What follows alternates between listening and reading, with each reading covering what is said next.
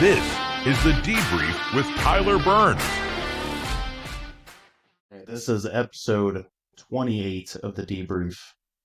I am Tyler Burns. This is my sidekick, Cody Randall, aka Robin. And then our guest, who is having technical difficulties tonight, but that is quite all right, Toni Mayes.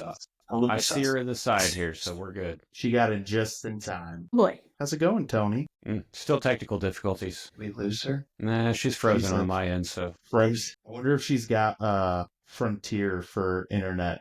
I've heard a lot of people having issues with that. I mean, Frontier ain't that bad. It's what I'm on right now. That explains a lot. My internet issues the last time was because I needed to turn the Wi-Fi on my computer, so. She said, we are paused. She's got full bars. Oh, well, she's definitely paused on our end. Maybe she's going to try again? Yeah. Third time's a There charm? we go. There we go. And we're live. Can you hear us, Toni? Tell me. Should I write a note? Can you hear us? Nope, she's frozen again on my end. She's frozen again. Oh, boy. Okay, I'm good. Every time you try to do a live stream, Tyler. Oh. It's kind of disappointing because I really... she's back. Can you hear us this time? Yes. I can also hear myself echoing in the back. I can hear now. I couldn't hear her, though. Oh, there we go. I can hear her now. Awesome. So, as we were saying, this is Toni. Can't say the name that we always call her, but this is Toni Mayes. How are you, Toni? I am doing very well. How are you guys? Very sleepy. Me too. It must just be a thing tonight. Although last time I had an energy drink sit next to me and I don't tonight, so that might have something to do with it. That's ironic because normally I have an energy drink sitting next to me and I do not have one tonight either. Disappointing. Well, everybody's just got to deal with us tired. Hopefully my word filter works. We'll see. YouTube will probably ban us if it doesn't. Well, I mean, there is some recall and warranty issues with the word filter I have installed, so. Yeah. So, before we start jumping into Toni's life story, I think we just lost her again. Man. Technical difficulties. So, I mean, Cody you and just I were talking. Pretty face. Cody and I were talking before she's back again. It's like a slideshow. Sorry, I'm having so many issues. It keeps kicking me out for some reason, but I think I'm good now. That's weird. Okay. So we were talking kind of before we started recording about my sleep issues, and figured might as well throw it out there because I haven't looked up the research yet. Maybe one of you two know something about this, but long story short, I went to the doctor, I don't know, a few weeks ago, and because I've got like brain fog, I'm exhausted all the time, like about 12:30, 1 o'clock, I am wiped out. And I don't really do much during the day. Like, work is pretty simple. So I thought, well, I'll go and get some labs drawn and see what's going on. Got the labs drawn. Everything looked good except for one thing. Started talking to my doctor about it a little bit more, and he was like, well,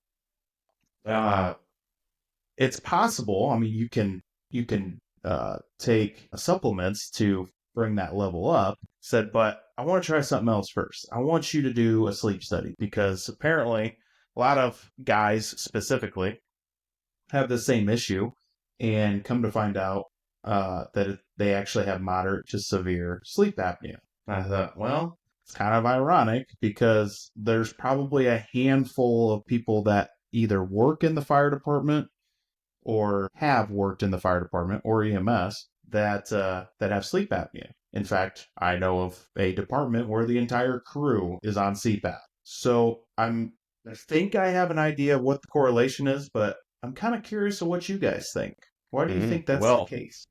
Well, Google tells me that it is possibly due to the sleep disruption caused by intermittent hypoxia due to sleep apnea. But the relationship is not as complex and not fully understood. So they're still working out the connection between the two of them. There is a correlation, but I don't think anybody really knows at this point what the correlation is or what it means or even how to fix it from what I'm reading, other than supplements, which I know a lot of people don't like taking. The problem with that, though, you go on those supplements, you're on them for the rest of your life.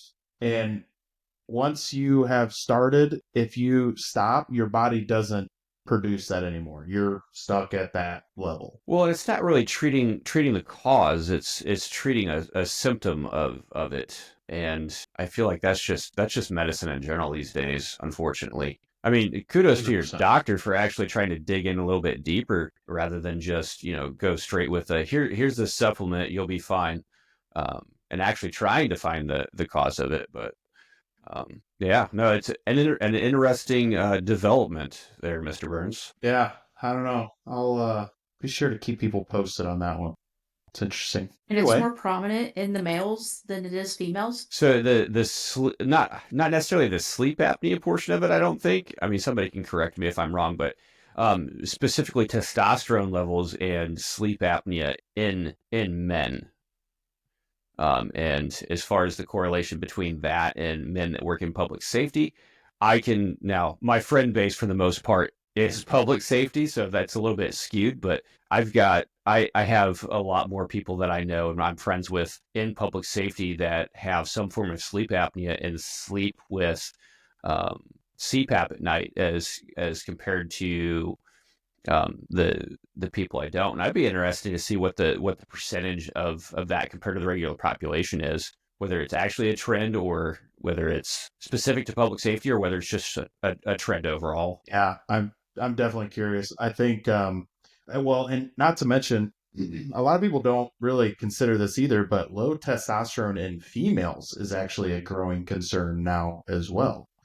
And the symptoms, from what I understand, I haven't done any research on this, so take this with a grain of salt. But from what I understand, the symptoms can pretty much are very similar to what men feel, as far as, like the brain fog and like feeling drowsy throughout the day and just don't really feel like they are accomplishing much or want to do a whole lot. So it's a growing concern nonetheless. Need to do a little digging into that. All right. Well, now that we went down that rabbit hole for a little bit. Oh, I got another rabbit hole for us to go down, but we'll go down that later. Rabbit holes. All right. So, well, good, because this one is kind of breaking news, but we'll hold it off for a little bit. Okay. Toni, why don't you tell us a little bit about yourself? Let's start with growing up, where you grew up at, and that sort of thing. Oh, it's a long story. I was born here in Fort Wayne, and I lived here until I was about 8 years old, and my grandfather, my father's father, passed away, and he inherited a bunch of farmland in Tennessee. So my dad thought it would be the all-American dream to move his family down there, leave the railroad, and go down there and live on the farm. So that's what we did. I was 8, yeah. I was the winter of 8 years old, so 1988. And then so I grew up down there on the farm life in Tennessee, and all of his brothers and sisters kind of had those, 40 to 100 acre plots all around them, and they all built houses too. And so I grew up in the deep south of Tennessee, and then after I graduated high school, I was working at a grocery store my senior year, and this girl came up to me and she's like, "Hey, you want to take an EMT class with me?" I was like, "What is that?" She says, "Well, the ambulance people." I was like, "All right, sure." The dark side has cookies. I was like, I don't know what I want to be when I grow up. I have no clue. And at this time, my parents had already been living in Fort Wayne. They had moved back to Fort Wayne. So my whole senior year, essentially, I stayed on the farm by myself and got myself to school and took care of myself, was working 2 part-time jobs. And yeah, so I did this EMT class in actually the state of Kentucky, because where I grew up, it was right there on the border of Kentucky, Virginia, and Tennessee, where those 3 states meet. And so... Do you have anybody in your family that worked in public safety or anything before this? I have an uncle who is kind of like a gym rat with the fire departments. Everybody knows him as Bookham around here. And I just remember the summers growing up in Tennessee, I would come up here and stay the summers with my aunt and my uncle. And my Uncle Bookham would take me around to the fire department, St. Joe Township Fire Department back in the day, and show me the fire trucks and the ambulances, but he never did fire or EMS or anything like that. So I was kind of exposed to it pretty early in my life, and that was just our thing, you know, go to the fire department, look at the ambulances and fire trucks and talk to the guys. He had a lot of radios, though, too, didn't he? He still does, actually. Yeah. I haven't All seen the him in such a radios. long time. He used to come out to our fire station all the time and sit down and chat with us. And yeah, he was always a hoot to talk to. That man knows more about radios than I could ever know. Yeah, he's still around, not as often, but he hangs out with Huntertown now. He'll go up there once a week and say, "Hey guys." Yeah. So anyway, I did not finish that EMT course. I think I was like 2 or 3 weeks before I was to complete it, and I said, this life is not for me. I am not doing this EMT thing. Nope. So I ended up quitting a couple weeks before it was done and thought, you know what? I'll just move to Fort Wayne. There's a better life up there. So. Oh, that's rough. Little did she know. Little did I know. And then I get up here in Fort Wayne in 1999 and thought, well, I started working for my uncle's construction business at the time, doing drywall and texturizing ceilings and removing drywall from there. And I was like, whew, this is not for me either. So I started talking with your life. I was very, trying to figure out life for sure. But so I've never done drywall, but I've watched it. I've watched awful. it get installed. It doesn't look like it would be fun at all.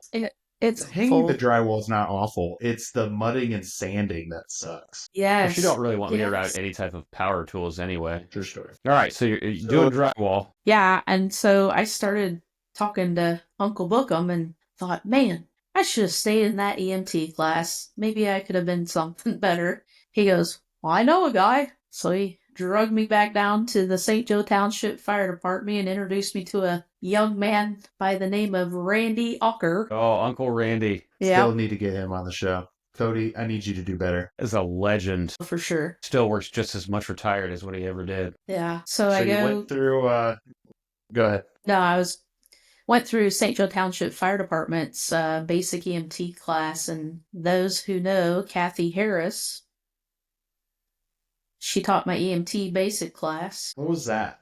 How did that go? Well, pretty good. She was very, very stern, very thorough, very demanding of excellence, and I hated it going through her class. But once I got hired at TRA years later, I realized why she was so hard, because I feel like I kind of turned into that person. I expect you to piss excellence every day and be awesome. So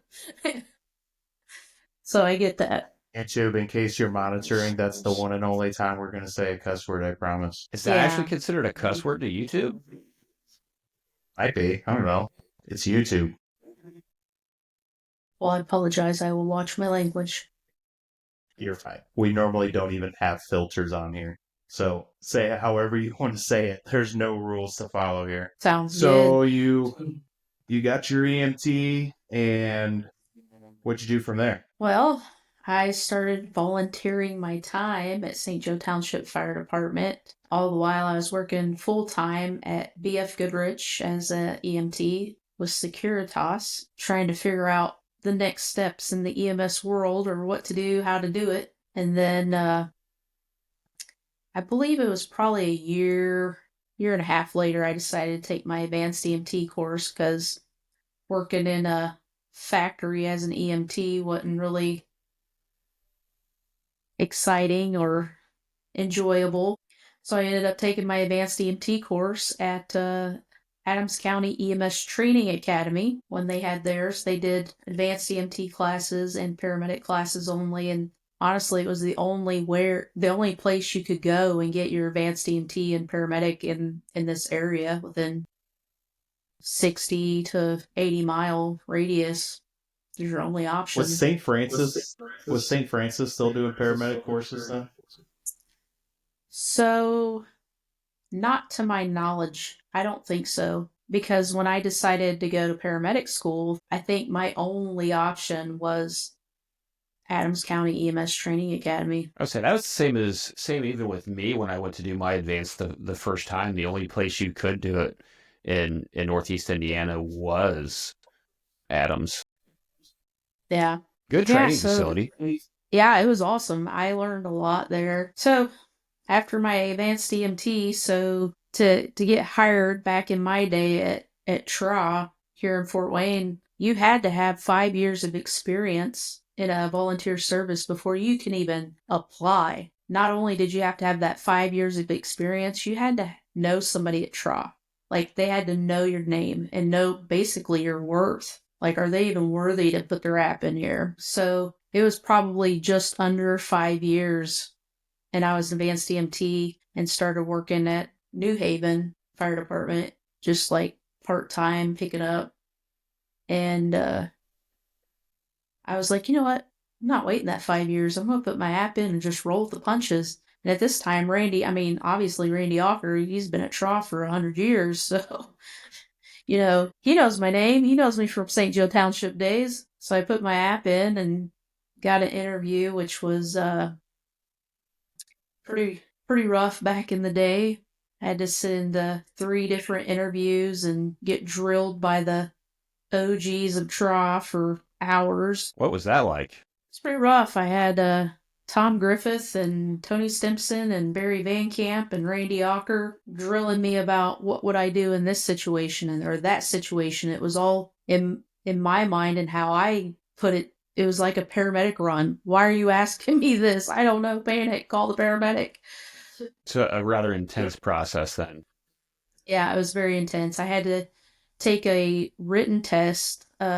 Basically, it was like the National Registry, and that was proctored by Pat Bassett. She would walk around and constantly remind you, hey, you've got 1 hour and 3 minutes left. You better hurry up. So, had to do that, and then I had to do all my skills up to my cert level. So the next day, it was a 3-day interview. The next day I had to do all my skills as an advanced EMT in front of Pat Bassett, who was the clinical director back then. And then they called me back for a day 3 interview, and that was the sit there and get drilled by the OGs of scenario-based questions. How would I do this? What would I do that? Now, did you get hired your first time through? Yeah, I did. Yeah, I don't know how, but somebody believed in me. So where do we go from there then? You went through your interview process.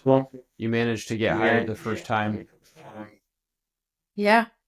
So I just started, basically they just threw me on a truck the next day. They're like, when can you start? I said, tomorrow. So I started, and I think Missy Freeling was my very first FTO. And she had that 3:30 a.m. to 3:30 p.m. truck. So I remember coming in at 3 o'clock in the morning, and she would go through those 100 blocks with me every morning for the first hour or 2. And then by week 2, the beginning of week 2, training with her, she's like, here's a blank piece of paper, kid. Draw me the city and label your 100 blocks. Oh, man. Try doing that at 3:30 in the morning and not having much sleep. I mean, I remember that 100 block test, and I was 3 months in my break-in process before it was given to me, and it was even still then a tough thing to do to a certain extent. Yeah. Did you have to do one, Tyler, when you were working there? I didn't do a 100 block test. I'm trying to remember what it was. I don't even remember what. See, I get it all kind of confused because I had left dispatch I came from dispatch over to TRA. So at that point, I already had the geography down because you had to know all that crap to working the 911 call center. I do remember we had, I want to say we had like tests over the map book, and maybe we did do 100 block tests. I don't know. It was so long ago. I can't remember. I've lost some brain cells since then. All right. So what was your break-in process like?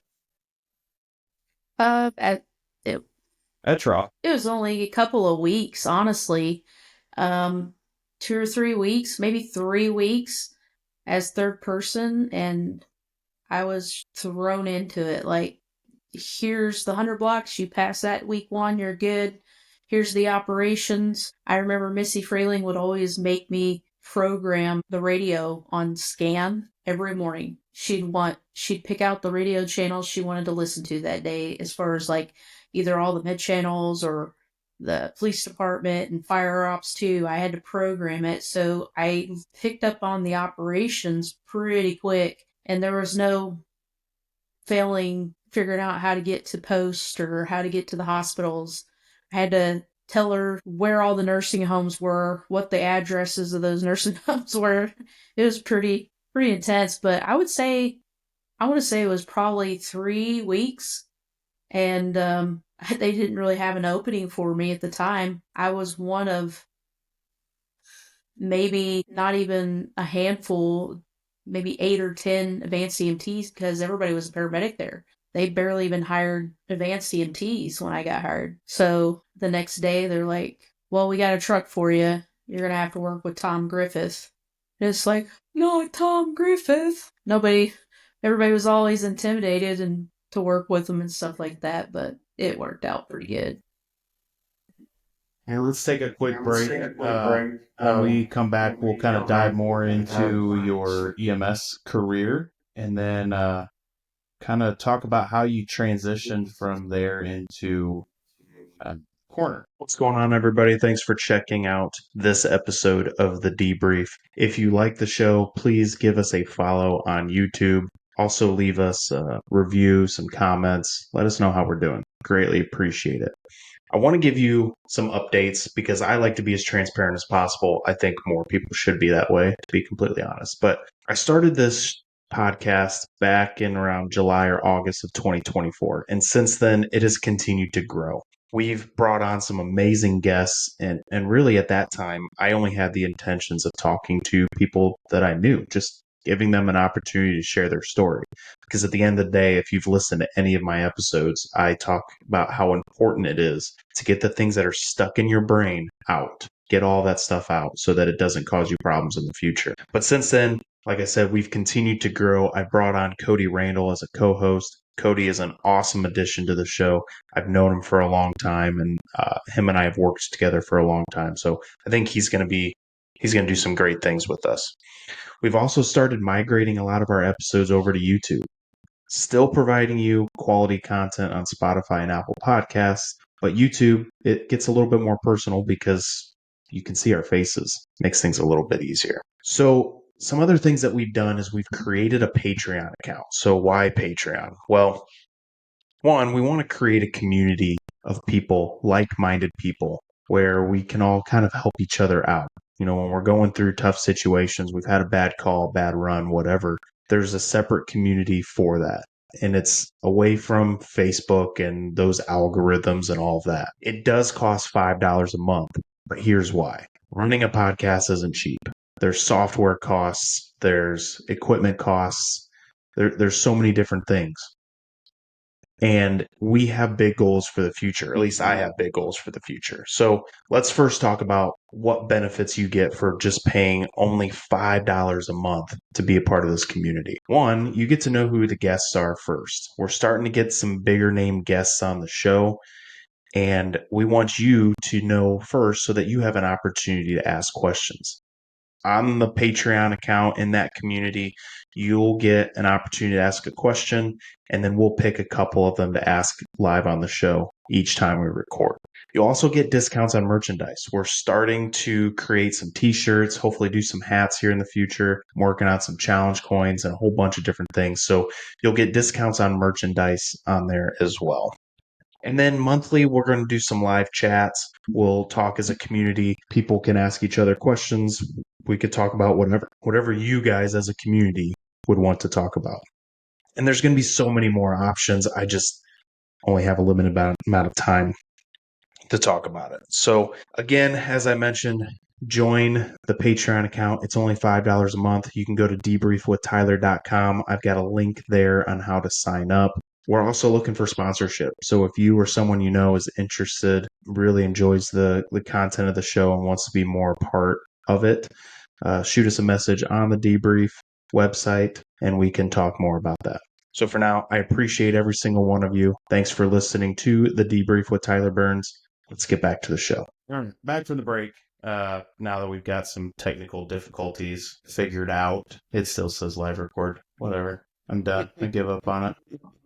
Nothing wants to work correctly today, apparently. Do I need to get the IT specialist out here? We might. Man, this is insane. She's in the room Just behind turn me. it off and turn it back. Just turn it off and turn it back on. That's what. Well, my IT specialist is my 12-year-old. Yeah, my 12-year-old set up this computer, so we need to get her a login to here so she can figure out all the bugs on this system. Anyway, so all right. So we talked about you coming into TRA. I'll just let you kind of take it over from there. Well, after a couple of years, I decided to be a paramedic because I was tired of giving all the patients up as an advanced EMT at TRA. It's like, what in the world? This is stupid. Why I can't do anything? I feel worthless.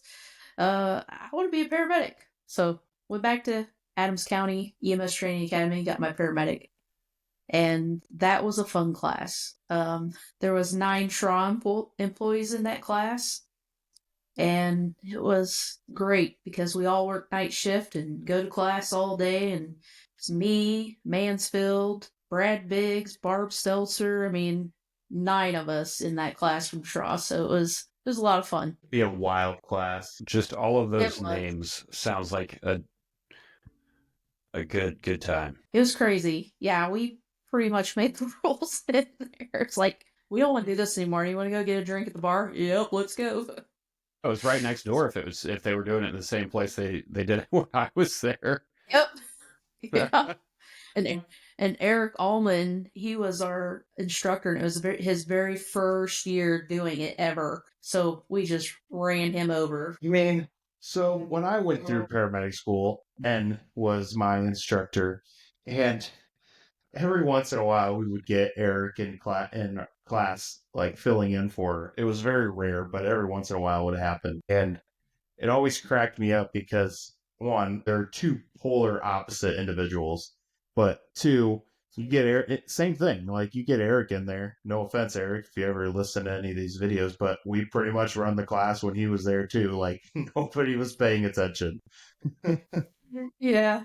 He could tell. I mean, Eric, he and I worked maybe a month or 2 as partners before he left and went to go do this PI, and teach paramedic school. So it was like he knew when we were just done with the day. And we'd be in class for an hour or 2, and it'd be like, he's like, "Are you guys tired?" "Yeah, we all worked." And he's like, are you guys done?" "Yeah, let's go get lunch and some drinks. What are you doing?" He's like, "All right."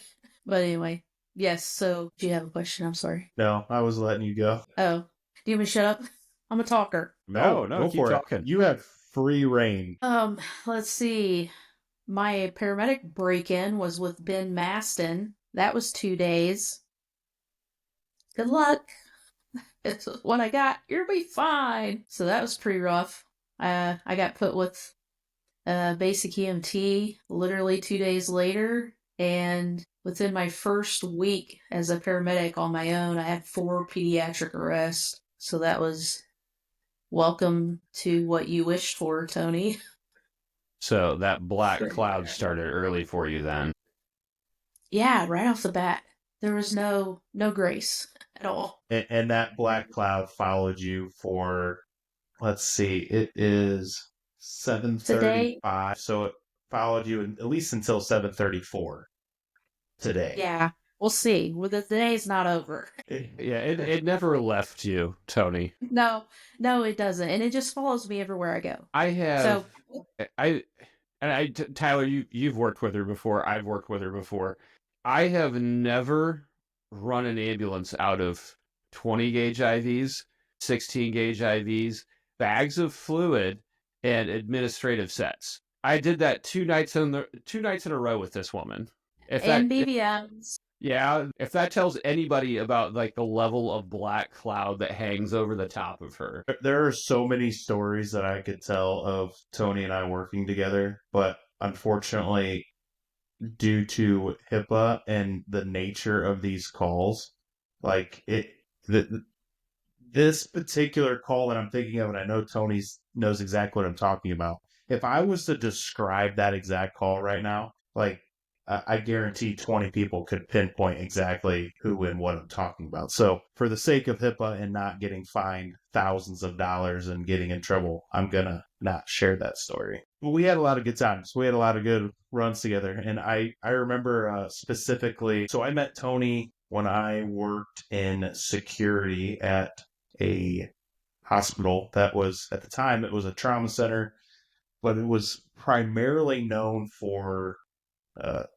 psych. A lot of psych patients came in there, and of course, in Toni fashion, she would bring in a lot of crazy calls in there. And I remember just going in like the trauma bays or whatever, and just watching everybody do what they're doing.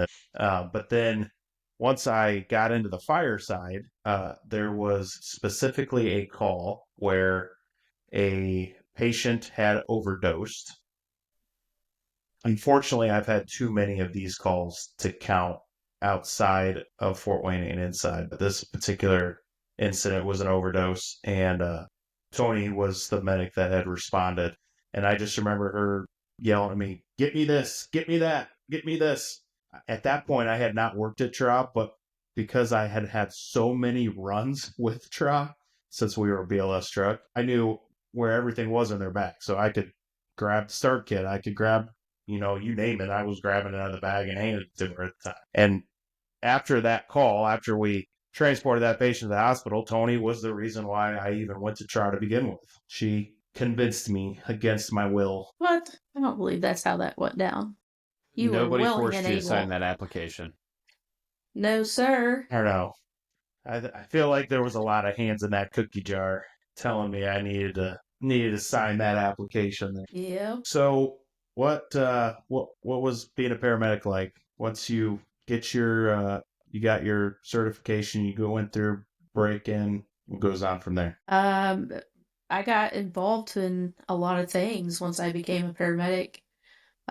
Taught evoc and geography for 15, 16 years with Mike Mans, and got into the weapons of mass destruction training and mass casualty training and stuff like that.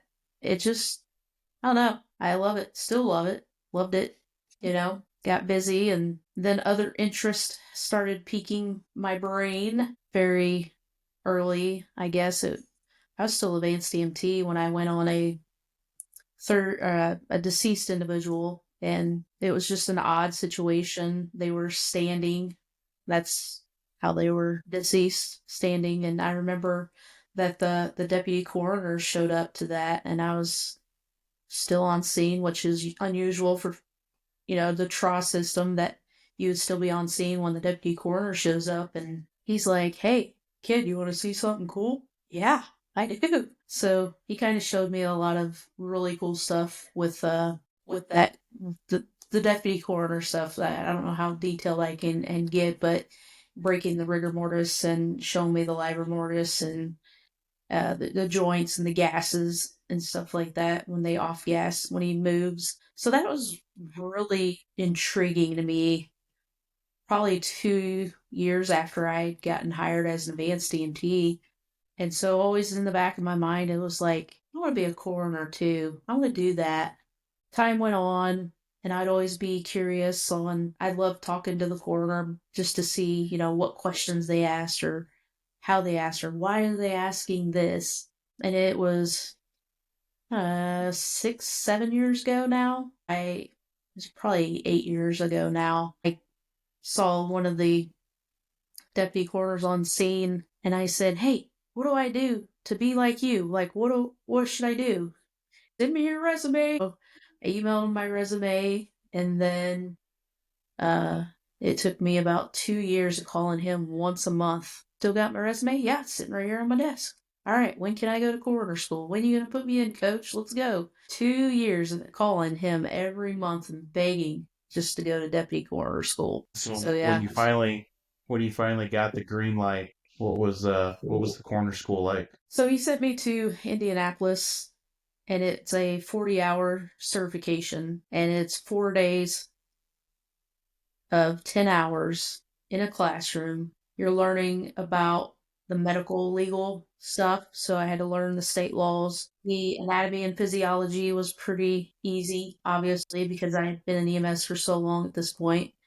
And learning crime scene management, of how to work a crime scene, how to sketch a crime scene, measurements, blood spatter, photography. Like, we went through everything through that. And then I took a 200 question registry type test and passed, and came back and started what they call as an externship. What was going through your mind because this was a written test, right? This wasn't, or was this on a computer? It was on a computer. The deputy coroner test is on a computer, so it was like, take it on the computer, it's multiple choice, it's 200 questions, and then when you click submit at the end of it, it tells you pass or fail, whatever. Pretty nerve-wracking.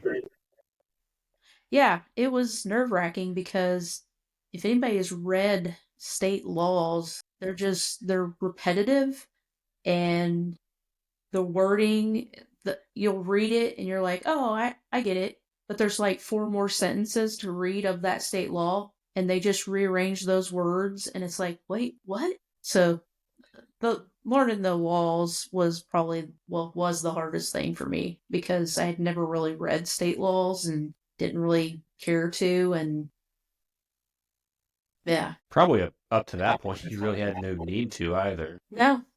I don't think anybody does that for fun in their spare time. I don't know, man. I had to read a state law. Oh man, how many years ago was this? It was when Indiana was trying to pass a new law. It was gonna affect EMS agencies across the state. I don't even remember what it was now. Hindsight, it was primarily going to affect private EMS agencies across the state. But I mean, you live and you learn, I guess. But reading that law, or that bill, because it wasn't a law at the time, reading that bill and then preparing to go down to the state, and with a large group of people, in fact, a lot of people from TRA that I was not expecting to see down there, but trying to get prepared for this conversation with the state government to figure out what the point of this bill is and try to get them to stop it before they pass it into law. And state law is no joke. It gets pretty difficult to follow. It gets very confusing very quickly. Yeah, it does. So you mentioned you went from coroner school to an externship.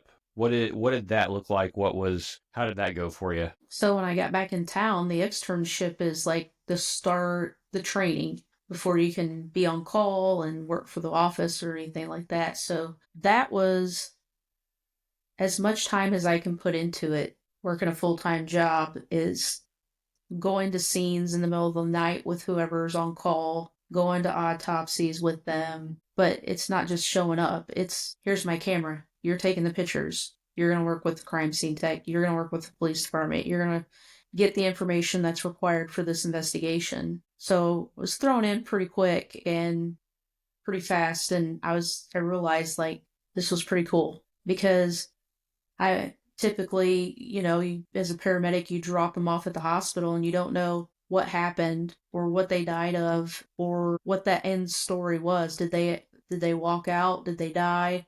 So just that curiosity of wanting more knowledge of the cause and manner of death in my mind, I realized very quickly in my training that being a deputy coroner is going to feed that curiosity. And this was all before you became full-time with the coroner's office, correct? Right. So after I got done with my externship, I was allowed to take call. And so like after hours, weekends and holidays, I could or take call and be the on-call deputy coroner for the county.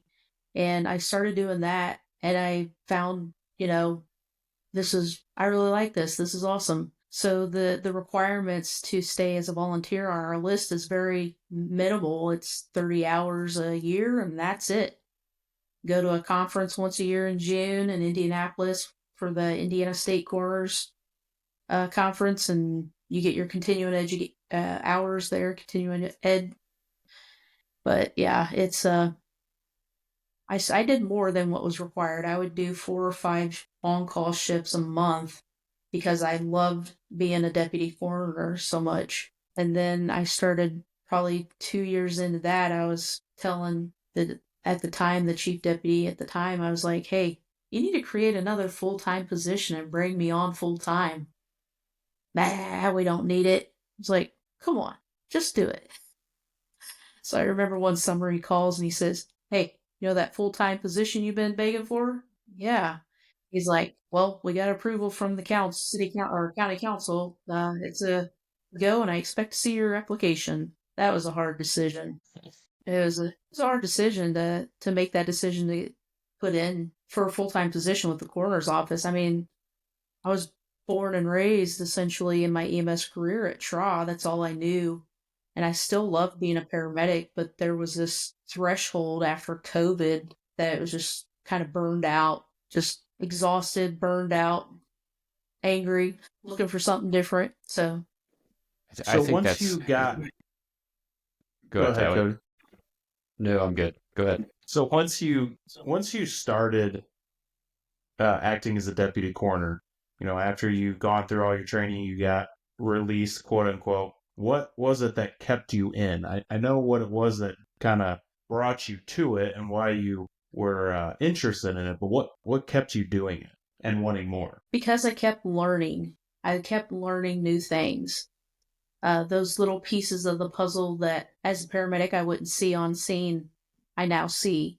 Or it's just the curiosity is what was killing me, and I wanted more information and more education. So I kept coming back because it was, 1, something different than being a paramedic, and 2, fed that curiosity that I have. And then 3, I was learning something new. All valid.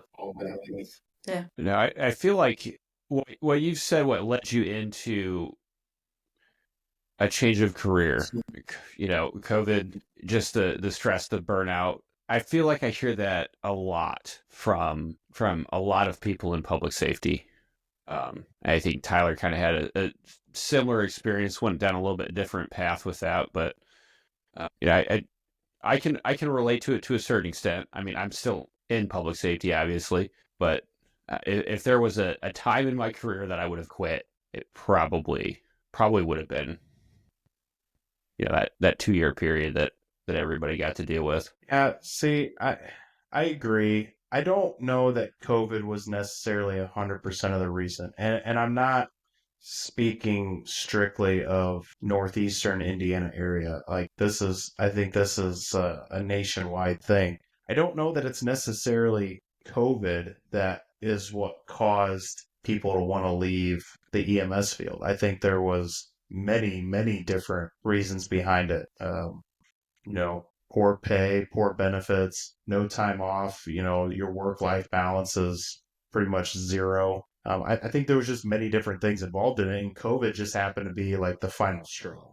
I think I would agree with you on that. I think with that period of time, though, and what everybody was going through with that, it highlighted and shined a light on all of that stuff and made people actually aware of it, and they focused on it. Yeah, I mean, I think prior to COVID, on a night shift at TRI, we were having 5, 6, 7 runs, and that was a busy night for us. COVID hits, the world shuts down, and we're doing 20, 25, 30 calls a night. It just compounded the abuse of the 911 service, just was the icing on the cake, I think, at that point. So you're you get the full-time position. How's life? Life is good. I still am part-time as a paramedic, and that's because I feel like it's an addiction. I can't give it up. I love it. I crave it. When I'm doing it, it's like, man, why am I here? But it's I love it still, but I love the coroner's office as well. I still enjoy that, and I try to educate myself more in the coroner world, and as well still continually educating myself in the paramedic world. So I We get the best talked a of little both bit worlds. earlier. We talked a little bit earlier about you being kind of a black cloud and all of the different horrendous calls that I've been on with you and Cody's been on with you, and I think just about anybody that may or may not listen to this show would agree. How did you get through some of those calls? What was your way of coping, I guess? In the beginning, I leaned a lot on my parents. And then after a while, I realized they just didn't get it. They didn't understand it. And so obviously we all have friends in public safety, and I found a friend, and we're still best friends to this day, and it's been 18 years, and she's been a great sounding board for me, and the person that I still call to this day if I have a rough day. It's like, man. And same with her. I mean, if she has a difficult day, because she's still a flight paramedic, she will call me and we just kind of talk it out. So having a support system, somebody that you can confide in, that whether they understand it or not, it makes it a lot easier, I guess, just to run it by them or talk to them. And having a good support system, I think, is imperative in public safety. Can't really bottle it up and try to push it away, because it's gonna come back one way or another. Yeah, I've mentioned it quite a few times. Kind of my downfall, and I think it's kind of the downfall for a lot of people in public safety in general. But we go on these horrendous calls and we see horrific scenes and just how terrible people can be to one another. And we take those memories and we shove them in a box inside our brain, and we wrap a chain around it. Well, put a padlock on there, hope that locks it up. Well, then it kind of leaks out a little bit. Some things start to come out and drive you nuts. So then you start piling more crap on top of it to hold the lid down. And then eventually, when you least expect it, it just blows way out of proportion. I think it's important that, and kind of one of the reasons why I started this podcast and why I brought Cody on, was I think it's important that there's a lot of rookies out there right now. There's a lot of young people that are wanting to get into fire, police, and EMS, and they're wanting to make a difference and they're wanting to try to help people. But I think the big thing is they need to understand how to deal with this stuff ahead of time. And I was actually talking to a guy who, not to do a name plug or anything, but I was talking to a guy this week who started Fort Wayne 22, which is an organization for veterans here locally. And him and I were kind of chatting back and forth, hoping to get him or one of his people on an episode here soon. But they're starting to do something where they're kind of making contact with people in the military when they're around, like either before basic training or during basic training, trying to teach them and help them ahead of time before they become, another statistic of somebody that needs help. And I think that's absolutely awesome. I think we need to do the same thing in fire and EMS and police. Yeah, absolutely. I mean, being proactive, I think, is important, right? And mental health is just as important as, run-of-the-mill healthcare, right? And preventative medicine and healthcare is big, Let's prevent that high blood pressure. Let's prevent that high cholesterol from causing that heart attack or stroke later on. And I feel like mental health, which it's slowly getting better, right? But mental health, for the most part, is let's slap a big old Band-Aid on it. So the fact that they're being proactive about it and they're starting early before there's actually a problem, I think is huge. I think we're also dealing with a completely different generation than the three of us. even though the three of us were raised completely different, I'm sure, in different households, we all come from a different era where, we had to go outside and play every day and don't come back inside till it's dark 30. And then if you're thirsty, get a drink out of the hose. We were raised with more tough love and less things. We weren't very fortunate to have all the nice amenities, and there was no cell phones. There was no really internet. I mean, there was, but who wants to sit down and wait for dial up to get it queued up for you to get on to check your email? So I think the younger generation these days it's just different because they've had everything at their fingertips, so they're not really apt to be able to deal with situations, even a minor inconvenience, Yeah, I agree. And I was listening to another podcast over the week because I do a lot of driving, but I was listening to this other podcast, and I don't even remember which one it was now, but the guy that was the guest on the show, he's a military veteran. In fact, he is was the captain of Naval Special Warfare. And he was asked on this podcast about what he thought about this newer generation and how they were doing in the military. And he brought up a point that I didn't really think about, but it kind of makes sense, is this newer generation, they don't really take crap from anybody, from what it sounds. Like, you can go in there and do, think of the academy, like police academy or fire academy, or even basic training, where people are screaming and hollering at you all the time. This new generation, a lot of them, seems like that doesn't even faze them. Like, you could sit there and scream and holler at them all day long, and they're just going to be like, okay, boomer, and just move on. That's my kids. I think that's the case. What'd you say, I Cody? think it's I said that sounds like my kids. that was my kids until the Marine Corps got a hold of her.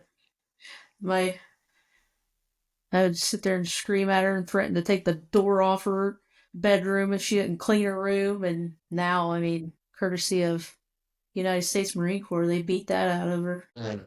So I want to kind of dive down this black hole, and I want to get your opinion on it. Okay. So we heard over the last week about Gene Hackman and his wife being found dead in a house. And at first, everybody was like, nothing suspicious here, minus all these pills scattered over here and all these things scattered over there. Well, now, today, they just released a statement saying that Gene Hackman died from heart disease, while his wife died from, I'm going to butcher this, hantavirus, HPS. I believe you pronounced it correctly. What is that? It's a I'll let Cody look bacteria, or it's spread it has to do rodent with droppings. Rodents. Yes. So it's like multiple viruses packed into one, and it's transmitted from like rodent droppings. So they showed pictures of his house on TV, and it's not like, how do I say this nicely? It's not like a rundown house. Like it's pretty large house, and it looks pretty nice. So I'm curious of, Gene Hackman wasn't a poor individual. Like, he had money. So if they had a rodent infestation, I would imagine they would get that done. But regardless of that, they even came back and said they were able to do an interrogation on his, I think it was his pacemaker, his AID, or one of the two, and it pinpointed the last recording that he had, which was like from February 17th or something like that. But it still seems kind of sketch. Like, how do they both die around the same time? So even the dog was dead.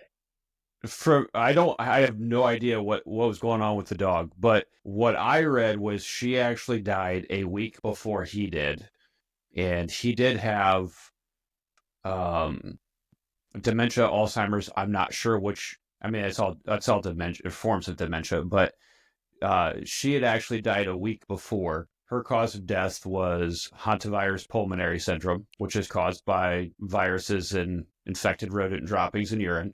Doesn't necessarily have to mean a rodent infestation, just a single mouse that gets in, for lack of a better term, drops a virus turd, and you breathe that in. And then he died a week later. From what I read, though, that's the internet. she was in like a bathroom or a bedroom or something, and he was in a whole nother room. So you would think that if she died a week prior, he would have known somehow and he would have called. So now that I'm buying the story, it doesn't make sense. Depends on the level of dementia. Depends on the level of dementia. I agree with that dementia level, but I have so many questions as the education and knowledge of a deputy coroner now. It's That's what we want to hear. So all three, the dog and both them die. My first initial thought when I saw it, I was thinking carbon monoxide. Gotta be. Hands down. That's initially what I thought. So then comes back. It's no signs of carbon monoxide in the home or leakage or anything like that. Like, all right, but explain his mummification. You say it was mummified. Ooh, so I didn't hear that explain part. that.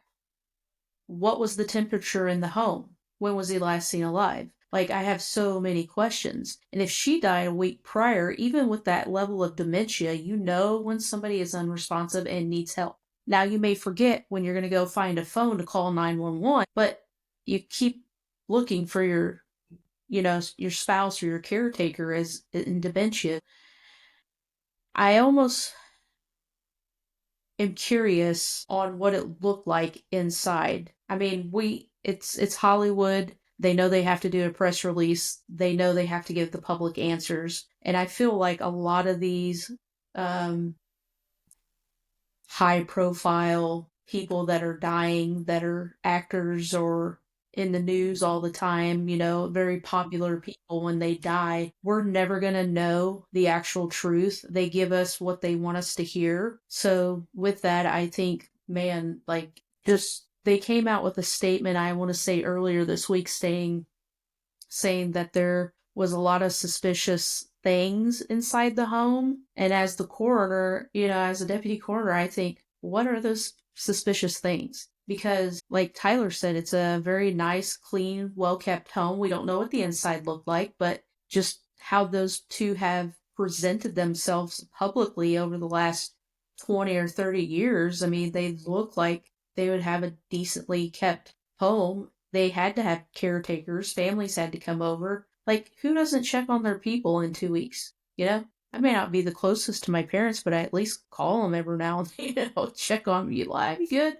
So I have a lot of questions, and I don't believe what the media is telling me, because there's a lot of things in between that I'm picking out that just aren't right at all. I really struggle believing the media anymore, but just a couple things to kind of add to all that. So Cody, you mentioned dementia, and I 100% agree with you that can play a significant role. These two have been married for 33 years. So at that point, I mean, I could understand, they've been married for 2 years, even 5 years, he's going to forget that she's around. But for 33 years, I mean, he's probably pretty used to her being around at that point. It's probably like, where the hell's my wife at? And he's going to probably go and look for her. On top of that, you've got, like you mentioned, the mummification. Like, I get that when it comes to rigor and all that stuff, temperature can affect how quickly or how slowly that takes into effect. But I mean, to be most elderly people, because see, he was what, 90? 95, like I believe. 95? Oh, yeah. Yeah. So 95 years old, most people that I've run on, their house is like 82 degrees or 85 degrees. Yeah. And I don't know, I guess looking more for your opinion on that, like how does the whole quote unquote mummification process work? So it's all temperature related. I've seen a couple mummification situation and scenarios, but those people were down for months when they started how am I trying to explain this? Like, if it's super cold in the house, it's going to take months. But heat accelerates that decomp. But to get to that mummification state, it's not just constant 82 degrees in the house. There's a fluctuation in temperature that's causing the skin to get more leather and kind of preserve itself. So direct sunlight plays a lot in that. So was he laying by an open window and it was 80 degrees in the home? I mean, it's California, right? So did they have the air conditioning on? Did they have a blast of 2 weeks where it was 85 degrees and he was laying in direct sunlight that entire time? That would explain the mummification. So, or was he in a dark room with no sunlight laying on a cold floor? That would affect that too. So those were all my questions were coming from, like, what was his location? What was the ambient temperature? What was the temperature outside? What was the thermostat on? Like, I'm going through all of these things. It's stuff that we would never even think about, and your coroner brain is just Going 100 off. miles an hour. No, man, I'm not a coroner, and I was thinking the exact same thing she was thinking. I honestly, yeah, that sounds weird, man. Didn't really get into it much further than that. Yeah, I think at the end of the day, the public is never going to know the truth. Cause and manner is always public record, regardless of what state you're in the United States. But we're only going to be released. Like, if I was to call California and be like, can you give me the cause and manner of death on Gene Hackman? They would give me the stereotypical answer, what they provided to the news, because I'm just as guilty as that. So will we ever know the truth of, the cause and manner of death, or what the autopsy said, or what was peculiar or suspicious inside the home?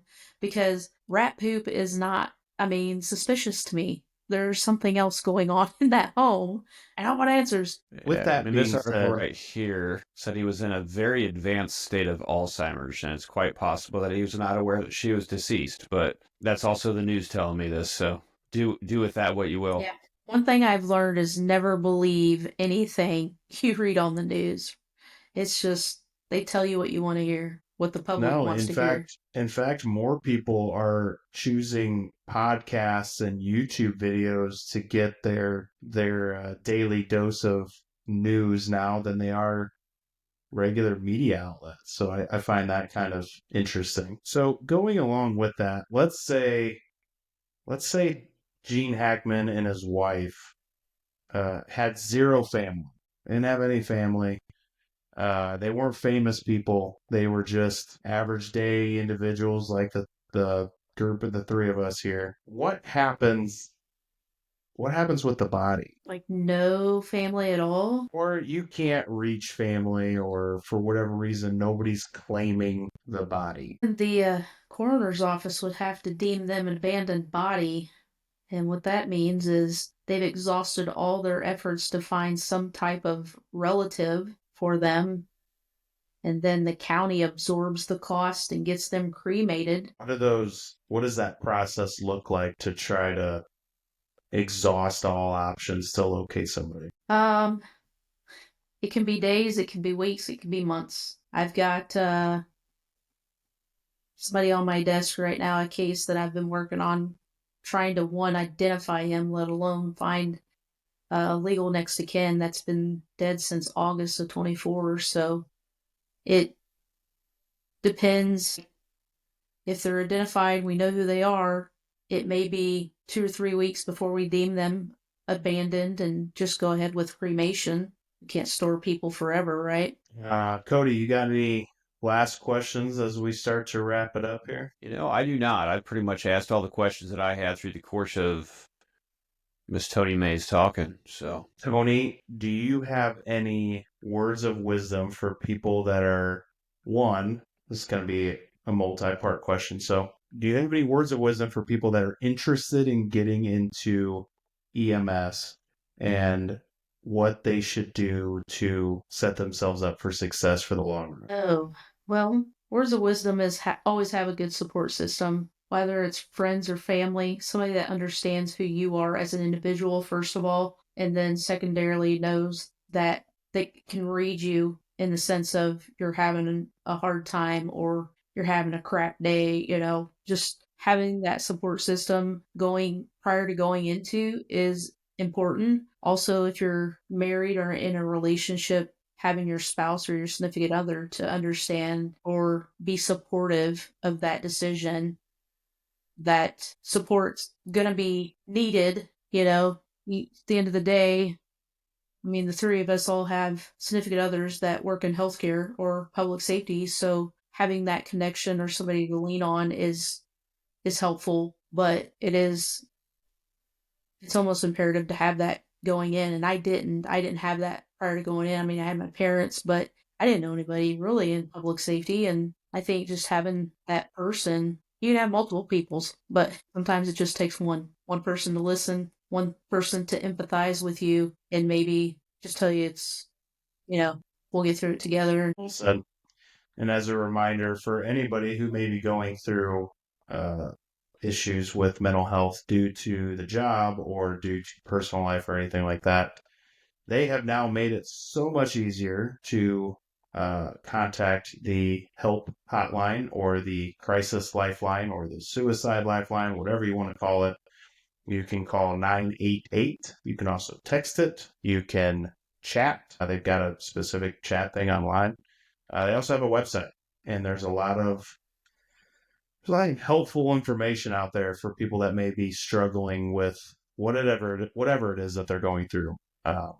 And as Cody likes to use Dr. Google, even Dr. Google has a lot of helpful information out there. So know that you don't have to go at anything alone.